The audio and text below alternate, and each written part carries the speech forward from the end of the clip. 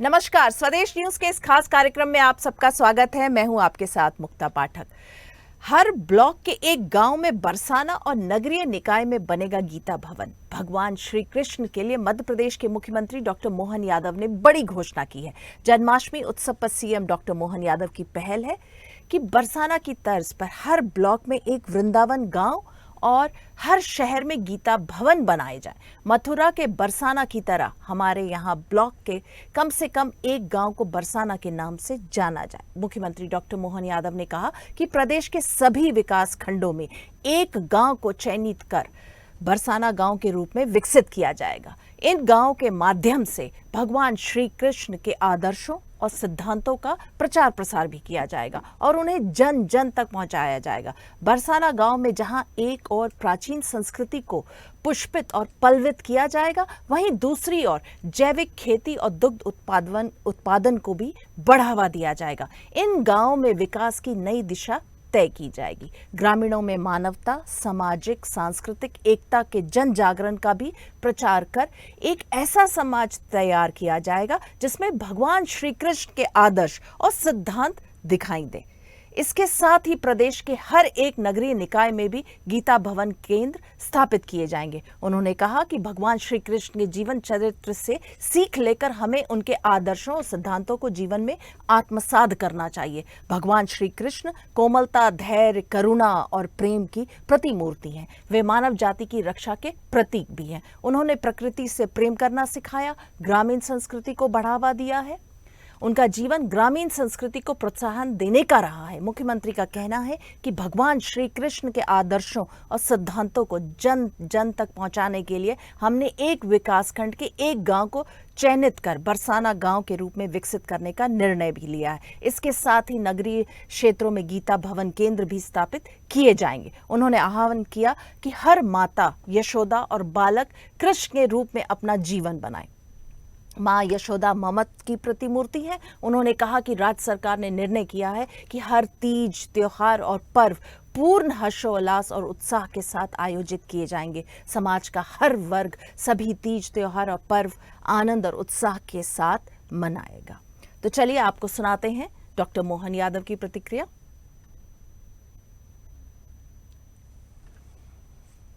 हमारी सरकार ने इसलिए तय किया है कि हर घर कृष्ण बने, हर माँ यशोदा बने। तो हमारे अपने ग्रामीण क्षेत्र में, शहरी क्षेत्र में हर स्थान पर नगरीय निकाय के माध्यम से गीता भवन की स्थापना की जाएगी। गीता भवन बनाने का काम हमारी सरकार ने निर्णय किया है। गीता भवन बनते ही हमारी धार्मिक सभी प्रकार की गतिविधि चलने के साथ ज्ञान चर्चा, परिचर्चा, साहित्य चर्चा, सब प्रकार के विचार विमर्श के केंद्र ये गीता भवन बनेंगे। और गांवों के अंदर भी अपने यहाँ तो दूध दही की नदियां बहती थी ऐसा माना जाता है, तो कम से कम एक ब्लॉक के अंदर एक गांव हमारा बरसाना के नाते से जाना जाएगा। गोकुल बरसाना नंद बाबा के गांव की तरह, जहां पर अपने गांव में सभी आदर्श स्थापित किए जाएंगे, जिसके माध्यम से हमारी प्राचीन संस्कृति फिर पुष्पित पल्लवित हो, फिर उसको लोग समझे जाने। आइए आज हम इसी विषय पर चर्चा करेंगे। जो मेहमान हमारे साथ जुड़ गए हैं, बीजेपी का पक्ष रखने के लिए मेरे साथ प्रियंका दुबे जी हैं, साथ में कांग्रेस के प्रवक्ता केदार सिरोही जी हैं। आप दोनों का बहुत बहुत स्वागत है इस चर्चा में और साथ में आपको जन्माष्टमी की बहुत बहुत शुभकामनाएं आप दोनों को। प्रियंका जी, सबसे पहले तो आप ही के पास आऊंगी। आप कैसे देख रही हैं जो आज जिस प्रकार से मुख्यमंत्री डॉक्टर मोहन यादव ने ये जो एक घोषणा की है? सबसे पहले आप सभी को की बहुत बहुत शुभकामनाएं। जय श्री कृष्ण। अगर हम बात करें तो श्री कृष्ण जो एक लाल के रूप में कृष्ण है, और अगर ज्ञान देने पे आते हैं तो योगेश्वर श्री कृष्ण है, जिन्होंने अपना जीवन ऐसा जिया है कि अगर हम हर क्षेत्र पे उनकी बात करते हैं चाहे बालक के रूप में देख लीजिए, चाहे लीला करते हुए किशोर के तौर पे देख लीजिए, चाहे वयस्क के तौर पे लोगों को पाप मुक्त करते हुए या अपराध मुक्त करवाते हुए या आतंक से मुक्त करवाते हुए श्री कृष्ण देख लीजिए, जब ज्ञान देने जाते हैं योगेश्वर के तौर पे देख लीजिए, जिनका जीवन व्यक्तित्व निर्माण तक करता है। अगर हम इन सभी चीजों का साकार रूप में देखें तो श्रीमद् भागवत गीता से प्रेरित होकर के अगर हम बात करें तो हमारे लिए तो अगर वो शास्त्रोक्त है ही श्रीमद् भागवत गीता का ज्ञान, परंतु देश तो देश विदेश तक में अगर गीता को पढ़ करके लोगों ने जो है अलग अलग अपने जीवन में प्रेरणा पाई है। हाँ। और आज अपने जीवन को सार्थक करते हुए दूसरों को भी, अगर बात करें अल्बर्ट आइंस्टाइन की बात कर ले, चाहे अगर हम बात करने जाए अगर ऑल्डस हक्सले की बात कर ले, चाहे कार्ल जूंग की बात कर लीजिए या सुनीता विलियम्स जी की बात कर लीजिए, चाहे अल्बर्ट हिट्स की बात कर लीजिए, ऐसे कई उदाहरण हैं जिन्होंने श्रीमद् गीता का ज्ञान प्राप्त करके जो है अपने जीवन को नहीं दूसरे के जीवन को भी प्रेरणा दी और ऐसे कई कार्य करे जो आज हमारे लिए आदर्श बन गए हैं। तो ये जो कदम है मैं मानती हूँ कि पर्यावरण संरक्षण की तरफ से अगर देखा जाए, व्यक्तित्व निर्माण के लिए अगर देखा जाए या दूसरे भी तौर पे अगर हम बात करते हैं तो सांस्कृतिक अभ्युदय के लिए भी ये कदम जो है वो सराहनीय है। मैं माननीय मुख्यमंत्री जी का इस घोषणा के लिए बहुत बहुत आभार व्यक्त करती हूँ। और ये जो नया कदम गांव के ग्रामोदय को जो लेकर के हम लोग संकल्पित हैं, ग्रामोदय के साथ ही साथ संस्कृति के साथ में जोड़ने के लिए शहरी जो वातावरण है, जिसमें आज अगर हम बात करें अवसाद की समस्या बहुत विकट तौर पे युवाओं के लिए देखने को मिलती है, जिसके लिए कई तौर पे सामाजिक चेतना के लिए भी अगर हम बात करें तो गीता केंद्र जो है वो सहायक साबित होंगे। स्वाध्याय का जो एक केंद्र खत्म हो गए धीरे धीरे जो पहले हुआ करते थे, उनके लिए भी ये चीज कहीं प्रेरणादायी होगी।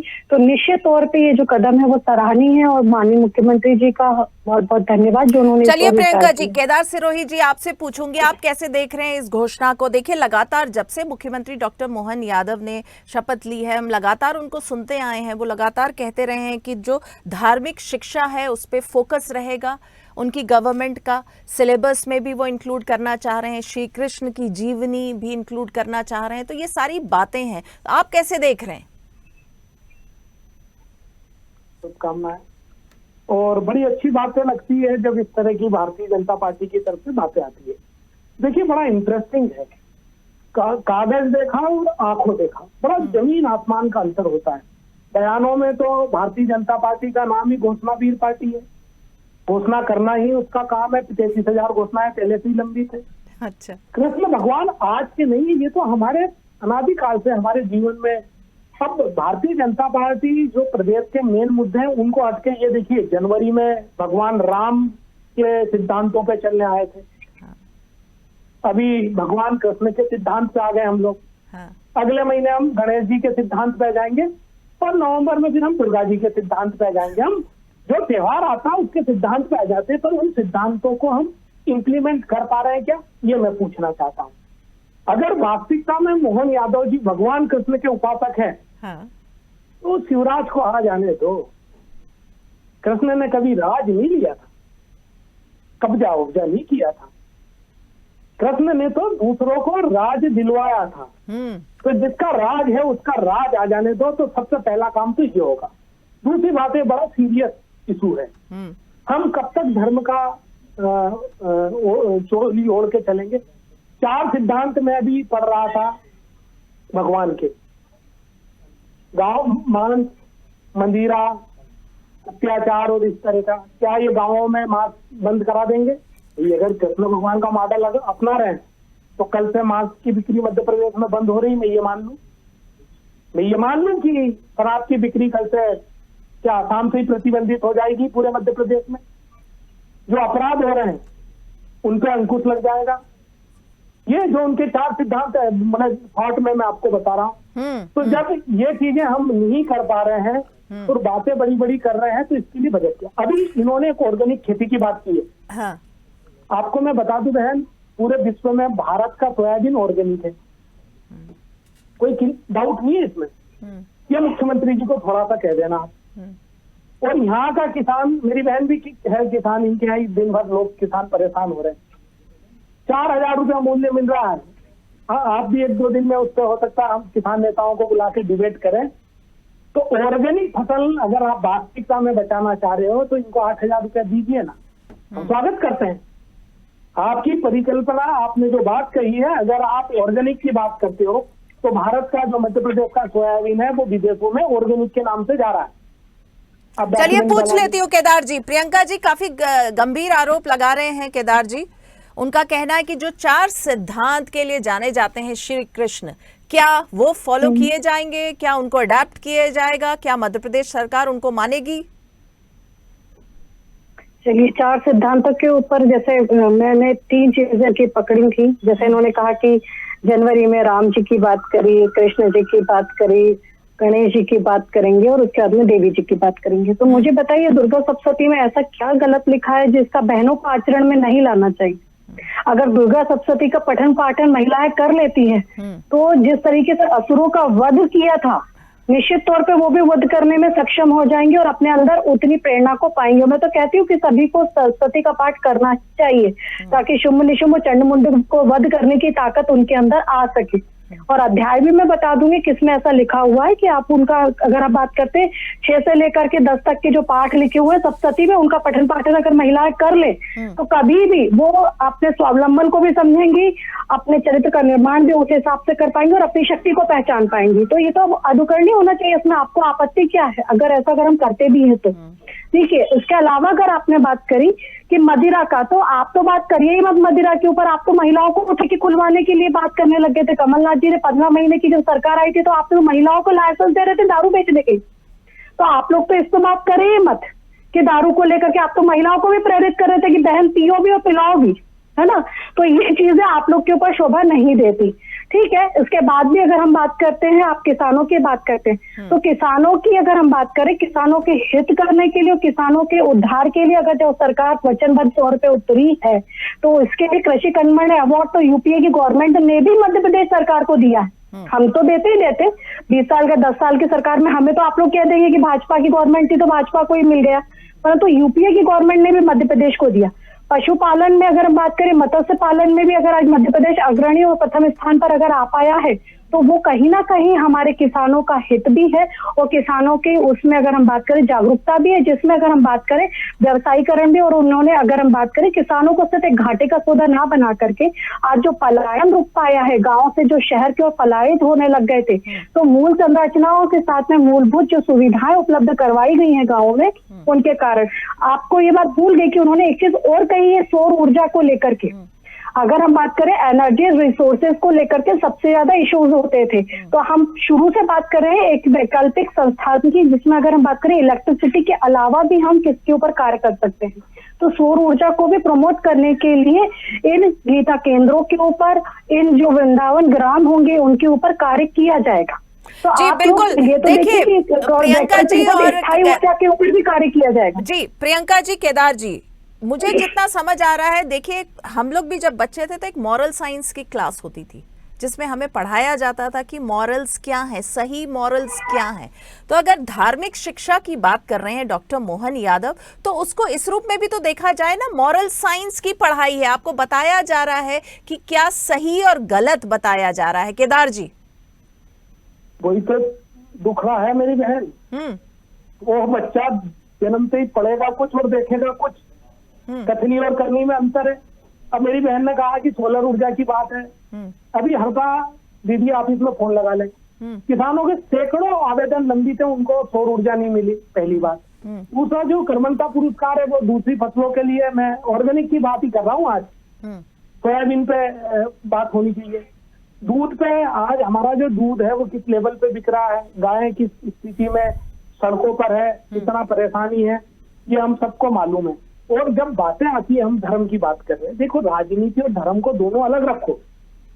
आपके पास महिला की बात कर दी आपने, दुर्गा जी की बात कर दी, तो वो दुर्गा जी को गुस्सा भी आता है जब उसका बेटा आत्महत्या करता है। वो दुर्गा जी को बहुत गुस्सा आता है जब उसकी बेटी की नौकरी नहीं लगती है। वो दुर्गा जी को बहुत प्रॉब्लम आती है जब उसका बेटा, उसका परिवार रात को भूखा सोता है। बहुत दुख होता है। चंडी को गुस्सा तो आती है, वो असुरों को बख्शती नहीं है। तो आप कर रहे हो, कह रहे हो, वो उसको करके तो दिखाओ, जिस तरह से आप हो। देखिए, बातें मैंने जो भगवान बात की की कब थी तक- मॉरल साइंस की, देखिए मॉरल साइंस धार्मिक शिक्षा में भी यही आएगा कि क्या सही है क्या गलत है। समाज जिस दिशा में जा रहा है उसमें यह बताना बहुत जरूरी है कि सही क्या है गलत क्या है। प्रियंका जी। देखिए, मैं वही कह रही हूँ कि हाँ। जिस हिसाब से अगर हम बात करें नैतिक आचरण को लेकर के, जैसे कुछ चीजें जो हैं वो सिर्फ और सिर्फ संस्कारों से रोकी जा सकती हैं, संस्कारों के माध्यम से ही उनको अगर बात किया जाए तो कंट्रोल किया जा सकता है। अगर हम बात करें छतरपुर की घटना की बात करें, संस्कारित लोग होते तो वो क्या थाने के ऊपर पथराव करते, क्या आगजनी करते, क्या उन्हें वो शिक्षा दी गई होती जिसमें वसुधैव कुटुंबकम की भावना है तो वो इस तरीके से किसी के ऊपर चाकू ले जाकर के धरना प्रदर्शन करते। बस बात संस्कारों की है कि उन्हें शिक्षा किस प्रकार की दी जा रही है और वो किस प्रकार से शिक्षित हो रहे हैं, उनको किस प्रकार से चीजों के लिए प्रेरणा दी जा रही है, प्रेरित। परंतु जो लोग राम को काल्पनिक मानते हो तो वो कृष्ण की क्या बात करेंगे।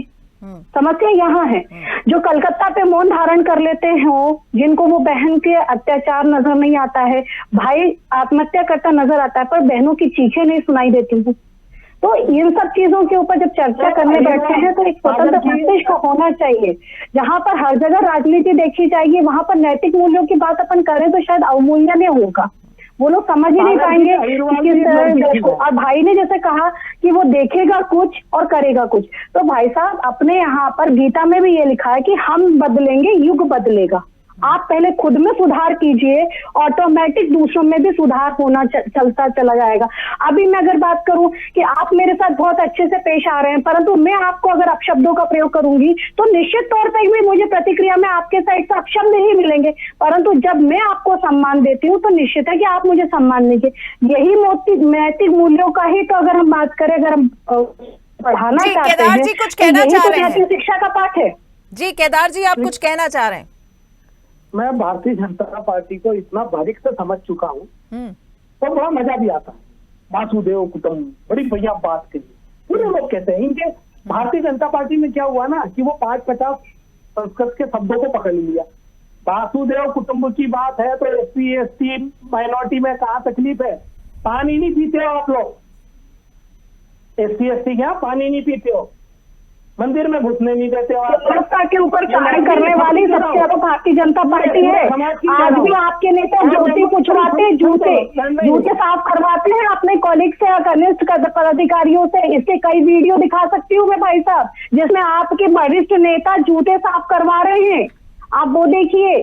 समरसता की अगर हम बात करते हैं तो बाबूलाल चंदेल जी जब एट्रोसिटी में अगर कायमी उनके ऊपर एक बहन के ऊपर गालियां बकने पर एट्रोसिटी मामला कायम होता है तो केदार भैया आप उसके ऊपर क्यों नहीं बोलते हो? आपने एक शब्द आज तक बाबूलाल चंदेल के लिए कभी नहीं बोला। बोलिए, आपके विधायक ने एक महिला माधुरी साहब जी को गालियां बकी या नहीं बकी जब वो चेकिंग कर रही थी? उनके ऊपर एट्रोसिटी का मामला कायम हुआ कि नहीं हुआ? आज तक कांग्रेस ने उनके ऊपर क्या कायमी करी, मुझे आप बता दीजिए। सिद्धार्थ कुशवाहा जी जो छेड़छाड़ के आरोपी हैं, महिला, मैं ही नहीं कह रही, आरपीएस अगर बात करूं, रेलवे पुलिस ने उनके ऊपर मामला कायम किया है 354 में। आप बताइए, एक महिला के ऊपर, वो भी जो छोटे से बच्चे को लेकर सफर कर रही है, उसके साथ सिद्धार्थ कुशवाहा जी छेड़छाड़ करते, दारू पी करके सफर करते। आप लोग इनके ऊपर बात करो, दारू की चर्चा आप कर रहे हैं, जनप्रतिनिधि इस प्रकार का व्यवहार कर रहे हैं। आप उमंग सिंघार जी पे बात नहीं करते, हेमंत कटारे जी पे बात नहीं करते, इनके ऊपर इतने मामले कायम। एक शब्द तो बोलिए ना भैया इनके ऊपर। मैं तो आपसे ये पूछती हूँ, आज हम 2 बहनें बैठी हैं आपके सामने, आप मुझे बताइए, निष्पक्ष होकर बताइए, आपकी पार्टी इनके ऊपर कार्रवाई क्यों नहीं करती है? निश्चित तौर पे आपको मैं जानती हूँ, लेकिन आप ये बताइए, आपकी पार्टी में ऐसे नेता हैं इनके ऊपर, आपकी पार्टी कार्रवाई क्यों नहीं करती? दिग्विजय सिंह जी कैंचमार कह देते हैं। जी बोले केदार जी, बोले रिस्पॉन्स करें। ठीक है प्रियंका जी, केदार जी से जवाब ले लेते हैं जो आपने सवाल रेज किए हैं। जी केदार जी, जो सवाल, जो आरोप अभी प्रियंका जी ने लगाए हैं उन पे जवाब दे दीजिए। एक तो मैं बोलूं तो पूरा बोलने दो। जी बोले। ये बाबूलाल गौर के ऊपर बोलेंगी जिसका वीडियो वायरल हुआ था, फिर मैं उसी चीज पे आता हूँ ना। शर्मा जाओगी बहनें, इतनी कहानियां मैं बता दूंगी इस पर, पूरे इतनी बहनों कहानियां हैं यहाँ पर। वो प्रदीप जोशी के बारे में बोलोगी आप, वो संघ के बातें वो नहीं, ये कुछ लोग जो होते हैं उनको लेके आप आ रही हो ना।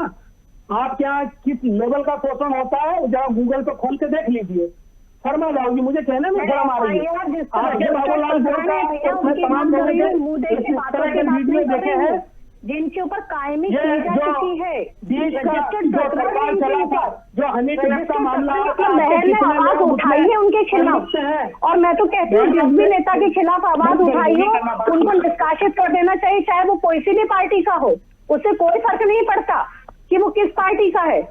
निश्चित तौर पे उस व्यक्ति के ऊपर कार्रवाई होनी चाहिए, वो चाहे किसी भी केदार जी पार्टी का हो, बोले। भारतीय जनता पार्टी को। केदार जी नहीं, मैं नहीं बात करूंगा, ये बीच में जब बोलना था वही नहीं, आप समझा ही नहीं। ठीक है, प्रियंका जी एक एक करके बोले। प्रियंका जी एक एक करके बोलते हैं, ज्यादा क्लियर रहेगा। चलिए केदार जी बोले।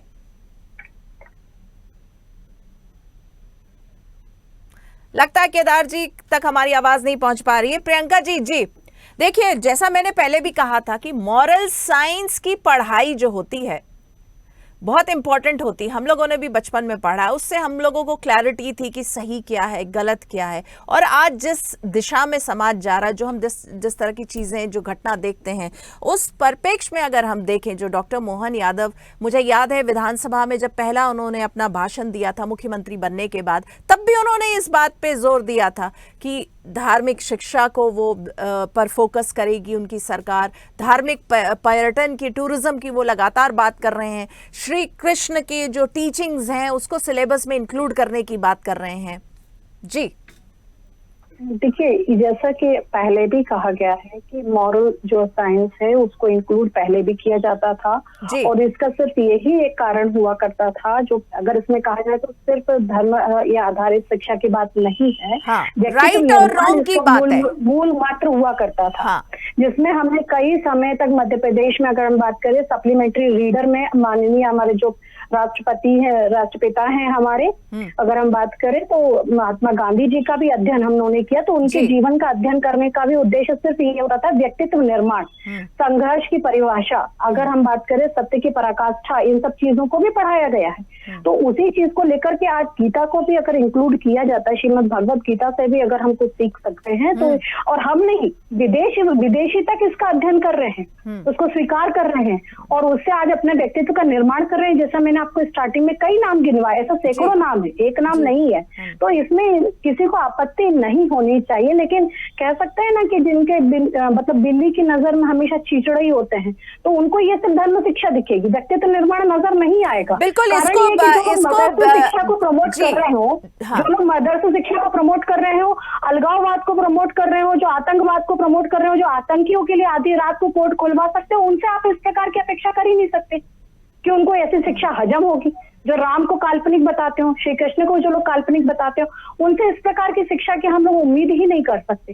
परंतु यह हो सकता है कि हम बदलेंगे तो युग बदलेगा। निश्चित है कि जो और दूसरे आने वाली भावी पीढ़ी है उससे कुछ सीखेगी, तो हो सकता है कि वो आगे इसका चयन और अपने व्यक्तित्व का निर्माण उस हिसाब से कर पाएगी। जी बिल्कुल प्रियंका जी, शायद इसको धार्मिक शिक्षा से ही नहीं जोड़ के देखना चाहिए, एक पर्सनालिटी डेवलपमेंट के हिसाब से हमें देखना चाहिए कि अगर कोई व्यक्ति, अगर वो धार्मिक है लेकिन अगर उसकी लाइफ की टीचिंग्स को हम सिलेबस में पढ़ा रहे हैं तो उसको पर्सनालिटी डेवलपमेंट से जोड़ के देखना चाहिए। चलिए, इस चर्चा में आप जुड़िए, आपका बहुत बहुत धन्यवाद। केदार सिरोही जी, आपका भी बहुत बहुत धन्यवाद। तो लगातार हम बात कर रहे हैं जिस तरह से डॉक्टर मोहन यादव ने घोषणा की है कि जो टीचिंग्स हैं वो पढ़ाई जाएंगी, हर गांव में एक गीता भवन का भी निर्माण होगा, तो लगातार वो इस बात पे जोर दे रहे हैं। तो फिलहाल इस चर्चा में इतना ही। आप बने रहिए स्वदेश न्यूज के साथ, सबसे पहले देश।